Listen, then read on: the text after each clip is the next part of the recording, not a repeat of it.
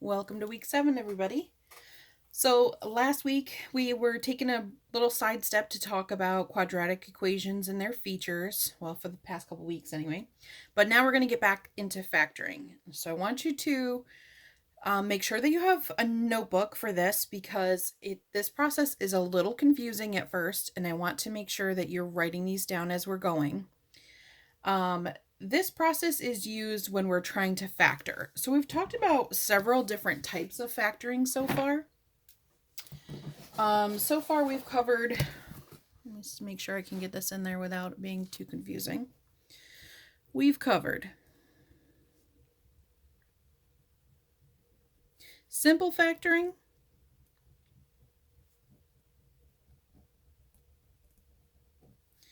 we've covered using the ninja trick. That's when the a out front is greater than or equal to 1. We've covered perfect squares.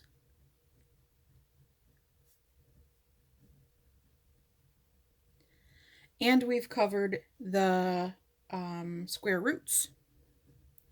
So these last two are going to be kind of a big deal when we're talking about completing the square.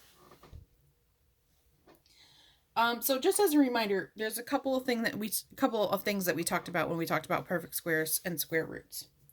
First of all, when we had something like this, you could use simple factoring for this, and you would know that if you tried to break this up, you'd have x and x multiplies to 36, adds to 12, you'd have to use 6 and 6. So you'd have this, which is the same thing as this. The same is true if you try to take something like this and try to split this up and factor it. Two things that multiply to 100 and add to 20, well, 10 and 10, and these would both have to be negative to get me negative 20 when I add and positive 100 when I multiply. So that would be the same thing as this. Okay, so this is one of the key things that we're going to be bringing in. The other one is when we talk about something like this. We've talked about how we can break this down to find the solutions. Well, to undo a square, I take the square root of both sides. So I'd have x plus 3 equals positive or negative 3. And I'd have to subtract 3 from both sides, so negative 3 plus or minus 3. So x is either negative 3 plus 3, which is 0, or x is negative 3 minus 3, which is negative 6. So now what we're going to be doing is taking these ideas and bringing them in for the next type of factoring, which I said at the start of this was called completing the square.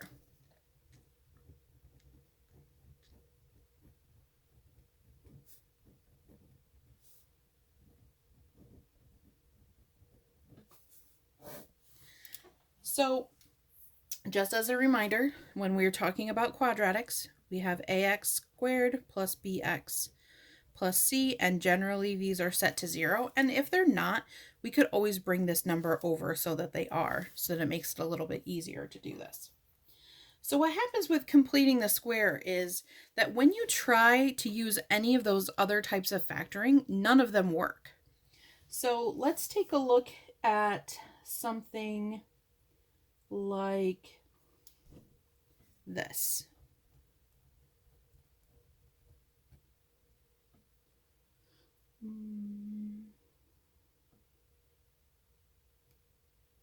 Sorry, I lost my place. I wrote down some examples and then I lost my place.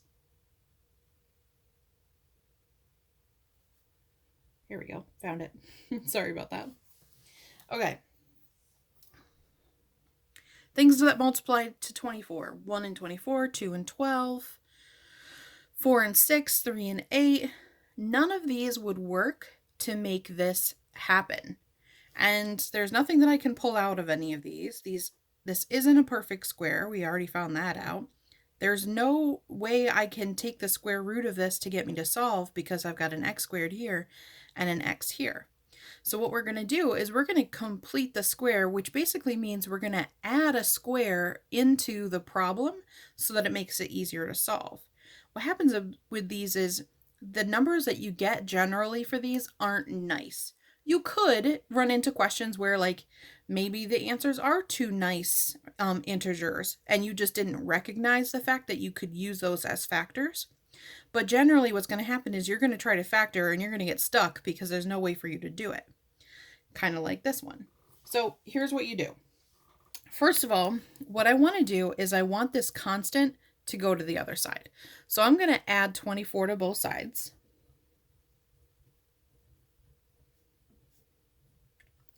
So first step, move the constant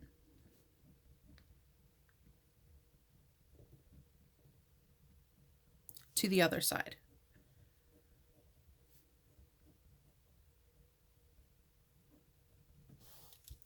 Now, once I have that, what I'm going to do is I'm going to be coming up with a value that will make this side into a square.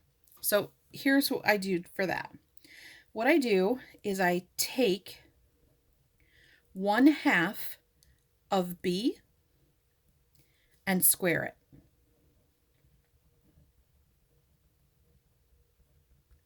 Okay, so for this step, b here is 6. So if I take half of 6, I get 3. And then if I take 3 and I square it, I'd end up with 9. Now this number 9, if I was to put it in right here, now I would have something that is a square. So the next step is to take the value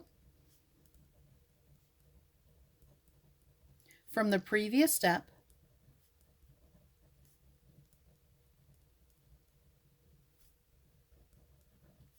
and add it to both sides.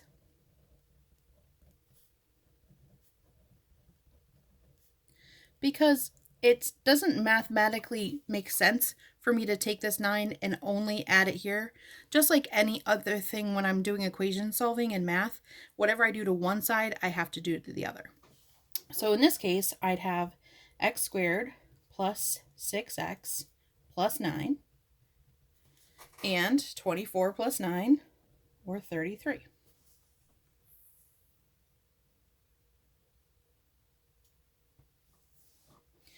The next thing that I would do is I would take this and I would write this as a perfect square.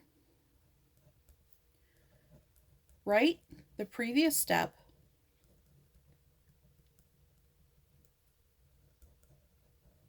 as a perfect square.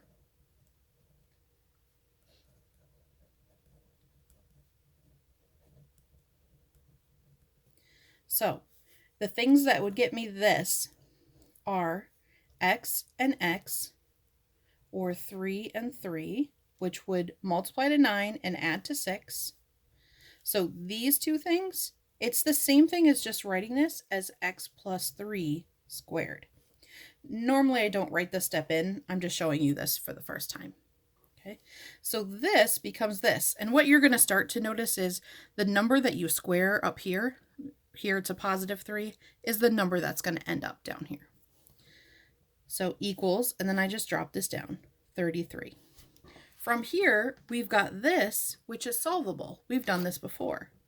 So step 5 would be to solve the remainder.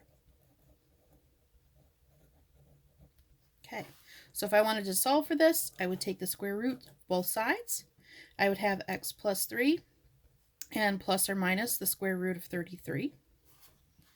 And now, if this was a nice number, I could convert it into a nice number. Say I had 64 here, or 36, or 81, or something nice. This doesn't turn out nice, so I'm just going to leave it like this. Now I'm going to subtract the 3 from both sides. So negative 3 plus or minus the square root of 33. And I still have two answers. My x is going to be either negative 3 plus the square root of 33, or x is -3 minus the square root of 33. Sometimes what they'll ask you to do is turn it into a decimal and round to a specific setting, or sorry, a specific place value. But in general, it's fine to leave these like this, and most people will. So let's look at some more examples. And I'm not going to do the steps every time. I just wanted to make sure that you had this for the first time.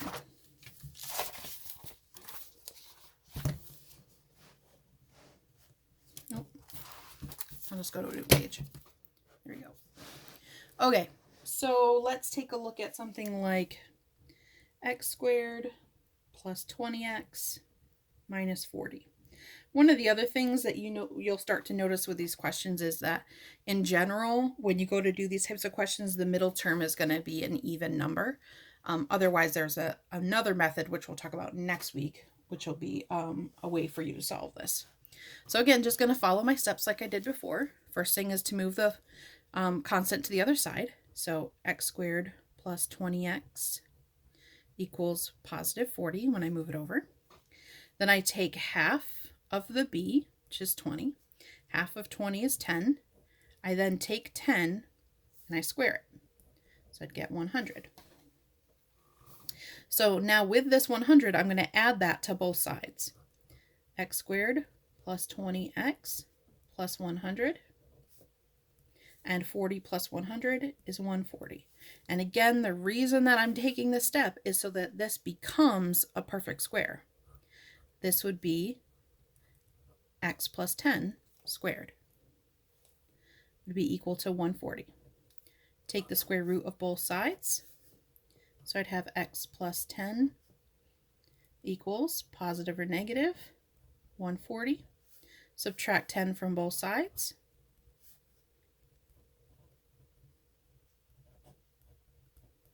And then I have my two cases. Now, one of the other things I want to point out really quickly is that this 140 is actually 140 is 4 times 35. So what happens if you can multiply inside and one of your numbers is a perfect square? Oftentimes you'll see this come out and be rewritten like this. It's just something that comes up once in a while, and I don't want you to be confused about why that looks like that. Okay, so sometimes you'll have an answer that looks like x equals -10 plus this, and x equals -10 minus this. So just in case you see that, I don't want you to be like, where is that coming from and why does it matter? Okay, let's do another example. Let's do x squared plus 2x equals 42. In this case, it's already been moved over for you, so you don't have to do that step. I would still need to take 1/2 of b. Well, half of 2 is 1. 1 squared is just 1. And I would add that 1 to both sides. X squared plus 2x plus 1 equals 43. So x plus 1 squared is 43. And you'd finish from there. Sometimes the question that you're given will have some negatives in it. For example, if I tried the same thing with x squared minus 12x plus 26, this time I would have x squared minus 12x equals -26, like that. And I'd have to take 1/2 of b, which is -12. If there's a negative here, or the minus sign here, don't forget that this b is really like -12. So I have to take -12, which is -6, and then I square -6 to get positive 36. So I'm going to add 36 to both sides. X squared minus 12x plus 36 equals 36 minus 26, or 10. If you don't like to think of it as minus 26, you can think -26 plus 36 is, either way, you're going to end up with that thing. So again, this number that we square is the number that ends up here, because if I tried to take and factor this, I'd get x plus 6 twice. So x minus 6 twice. So x minus 6 squared equals 10.